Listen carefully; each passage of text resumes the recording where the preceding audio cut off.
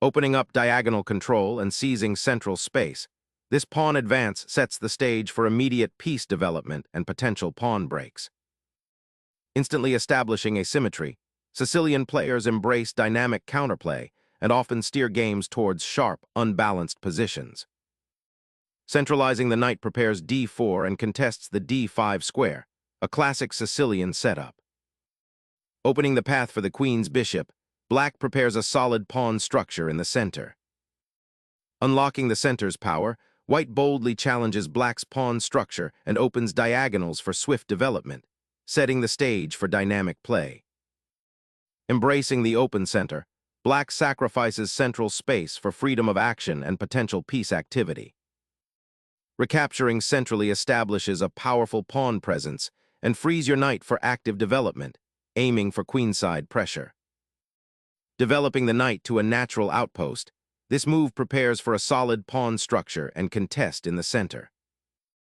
Pressuring the c7 square immediately, this gambit offers a pawn for rapid development and potential central control. Solidifying the pawn center, d6 prepares development and anchors the queenside against aggressive knight incursions. Safeguarding the pawn on d4 and preparing for potential queenside expansion, this bishop develops actively, eyeing the c7 square and potentially restricting black's queenside mobility. Asserting central presence, black immediately challenges the aggressive knight and expands their own dominion, aiming to dismantle white's early spatial advantage and potentially prepare for a queenside buildup. Steering the bishop to a diagonal that contests black's central pawn expansion offers a nuanced positional battle, aiming to control key squares and potentially restrict black's development while maintaining a solid structure. Unleashing a subtle pawn thrust, black aims to disrupt white's knight's comfortable outpost on b5, forcing it to retreat and potentially creating a pawn chain that grants more central influence. This also opens a path for the queen to potentially redeploy or support future pawn advances. Reclaiming the outpost on c3 immediately addresses the knight's vulnerable position after black's aggressive pawn push and knight development, preparing to contest the center and potentially exploit the open d-file if the position simplifies. Developing the knight here perfectly prepares for the d5 pawn push, aiming to seize central space and potentially unhinge white's slightly awkward bishop placement on e3. Sharpening the diagonal pressure, the bishop now eyes the vulnerable f7 square, potentially setting up a future attack or restricting black's kingside mobility as white builds a commanding central presence. Finally, black consolidates their pawn structure and prepares to castle, solidifying the kingside and allowing the rook to become active soon. Flipping the script, the knight brazenly advances to d5, aiming to control the d6 square and potentially fork the king and rook if black isn't careful, while also clearing the path for other pieces to join the fray. Opening up lines and clarifying the center, this knight exchange fundamentally alters the pawn structure, potentially paving the way for a more open game or creating isolated pawns depending on white's recapture. Liberating the bishop from its pin on the c4 square allows white to eye the kingside more directly, while simultaneously clearing the d-file for potential future pressure. This repositioning subtly increases the pressure on black's center, particularly the d6 pawn, which is now under closer scrutiny. It's a move that, while seemingly simple, opens up a range of dynamic possibilities, hinting at future kingside attacks or a solidifying of white's central influence. The exchange on d5 was perhaps inevitable, and now the focus shifts to how this bishop can best serve white's ambitions. Castling kingside immediately shores up your monarch, escaping the central tension and preparing to activate your rook. Opening up the c-file for potential pressure on the queenside, this knight repositioning simultaneously prepares for kingside castling and allows for greater flexibility in piece development, avoiding the somewhat awkward placement of the knight on b5. Initiating a slight repositioning of the monarch to a more secure alcove away from the central storm offers a subtle but significant improvement in king safety, especially as white's pieces are poised to potentially exert pressure on the kingside, effectively tucking the king behind a pawn shield and freeing up the g8 square for potential defensive maneuvers or future pawn advances. Securing the king on its new homestead frees up the rooks to potentially contest central files or even embark on the ambitious b-file invasion. The immediate tactical implications, while not glaring, revolve around the delicate balance of piece activity and the subtle pressure white can now exert, unburdened by immediate kingside defensive duties. Preparing to challenge the centralized bishop and potentially disrupt white's knight outpost on c3, black aims to free their own piece structure. Reclaiming central influence and preparing for a potential kingside advance, the bishop vacates the diagonal previously occupied by the knight, aiming to exploit the now less defended dark squares around black's king, while simultaneously opening lines for other pieces. Challenging the bishop's outpost on b3, this knight maneuver initiates a dynamic redistribution of forces, aiming to exploit potential weaknesses along the queenside and disrupt white's pawn structure. Reasserting the knight's dominance on d5, this maneuver seeks to disrupt black's developing harmony and potentially exploit any lingering weaknesses around the king. Striking at white's knight on b3, black seeks to disrupt the pawn structure and gain a better diagonal for their bishop, potentially unbalancing the position by trading off a knight for a less active piece. Opening the file creates immediate potential for pressure against black's queenside, but also weakens the pawn structure around white's king. Sacrificing the bishop on d5 clears lines and initiates a fascinating positional interplay, aiming to disrupt white's pawn structure and potentially create a strong outpost for black's knights. The queen's redeployment to d5 immediately targets the weakness on f7, creating an uncomfortable pin for black's king and potentially setting up dangerous discoveries later on. Black finally commits to a centralizing pawn structure with the queen, aiming to coordinate her pieces and prepare for potential pawn breaks, while simultaneously offering a pawn sacrifice if white overextends in the center. Solidifying the queenside pawn structure provides a stable base for future operations, preventing any immediate queenside expansion by black and preparing to potentially challenge the central d-file. Unleashing this pawn advance signals a bold attempt to seize initiative on the kingside, aiming to disrupt white's central control and potentially create weaknesses around the monarch. Unleashing the rook to the fourth rank, white intends to exert pressure along the open file, aiming to disrupt black's kingside structure and potentially prepare a central breakthrough or wing attack. Carrying the rook to the d-file aims to activate it and prepare for a potential advance on the kingside, perhaps with g4, while also offering counterplay along the open file. Focusing on controlling the b-file, this repositioning of the rook aims to exploit the open file created by white's doubled pawns and potentially target black's queenside. It's a subtle shift, creating latent pressure and preparing for future pawn advances or piece exchanges that might weaken black's defenses.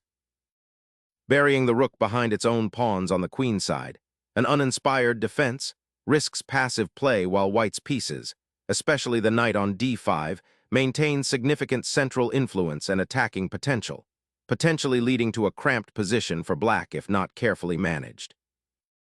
Initiating a probing maneuver, white thrusts the rook to the sixth rank, aiming to disrupt black's solid pawn structure and potentially create weaknesses around the king. This aggressive positioning on an open file immediately challenges black's defensive setup and demands a thoughtful response, as a misstep could lead to a compromised position or tactical disadvantage.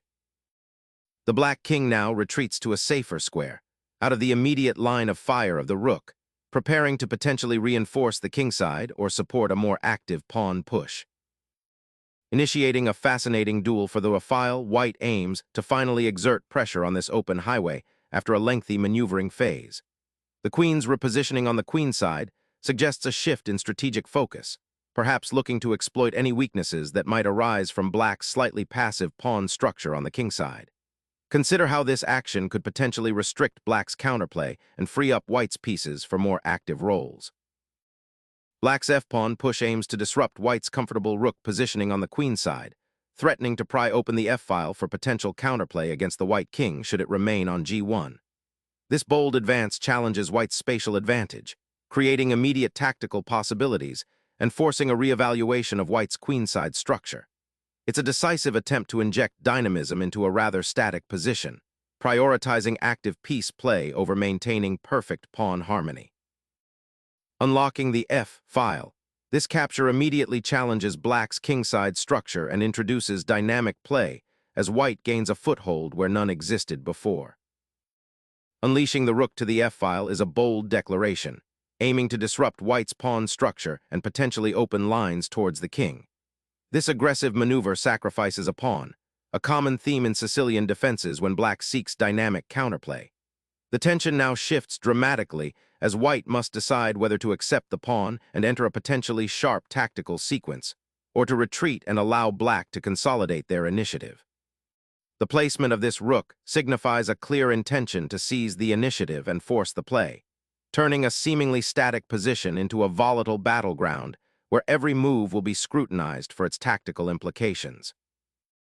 That rook retreat might seem passive, but it's a subtle maneuver to preserve the piece and potentially redeploy it to a more active file or even a defensive post, while simultaneously creating a space to untangle other pieces and maintain pressure on Black's potentially overextended pawn structure. A bold repositioning of the rook to *f8*, aiming to defend the pawn on *f5 and prepare for potential advances on the kingside, whilst also eyeing the open *f* file should it materialize. The rook embarks on a surprising journey, targeting the exposed enemy monarch. The queen's repositioning here aims to untangle the piece structure and prepare for future central pawn breaks, but it neglects the growing pressure on the kingside. Opening the 7th rank with the rook immediately offers a flexible outlet, aiming to unblock the pawn chain and challenge the opponent's control of the central files. Opening a diagonal for the queen, the Black queen heads toward the kingside, eyeing potential attacking avenues and seeking to participate more actively in the game's unfolding drama. Initiating a pawn advance along the queenside often signals an intention to challenge Black's entrenched position, aiming to pry open lines or gain essential squares. Unleashing the b-pawn's potential, this advance aims to disrupt White's rook presence on the queenside and potentially create new avenues for Black's pieces, particularly the bishop on e6, which is currently somewhat restricted. Squeezing the rook onto the 7th rank, White forces Black to confront the potential for a devastating invasion, creating a crucial decision point for the defender. Unleashing a pawn thrust at the rook, Black seeks to disrupt White's control of the queenside and potentially open lines for counterplay, though it also creates a target for the advancing pawns on the c-file. The rook's daring excursion to the 7th rank now forces Black to confront a significant spatial imbalance, potentially creating vulnerabilities in their pawn structure and king's safety as White seeks to exploit the open files. Unleashing a daring counterattack, Black gambits a pawn to disrupt White's rook-laden queenside and open attacking avenues, seizing initiative in a complex middle game. Unleashing a powerful pawn storm, this advance aims to shatter Black's defensive shield and expose the monarch to ruinous attack. Reclaiming the rook immediately addresses the bold queen sacrifice attempt, rebalancing material and preventing any immediate fireworks for White's queen. Reclaiming the open file, White's rook lands on a crucial diagonal, immediately challenging Black's pawn structure and threatening to penetrate further into their territory. The rook's relocation to the 7th rank, while seemingly active, opens a fascinating can of worms regarding defensive coordination and the king's safety. Black is indeed seizing immediate initiative, but one must scrutinize whether this forward placement truly bolsters the monarch, or rather isolates vulnerable pawns and creates potential targets for a well-aimed counterattack. The queenside pawns now present a curious, fragmented structure, inviting consideration of how they might be leveraged or, conversely, become liabilities as the position unfolds. By sacrificing the bishop on g5, White initiates a daring assault, aiming to expose the Black king through a sudden flurry of attacking pieces. This bold exchange opens critical lines and introduces immediate threats, forcing Black to defend with precision lest their king find itself fatally vulnerable. The resulting position is highly tactical, with White leveraging the unleashed energy of their remaining forces against Black's somewhat dispersed army.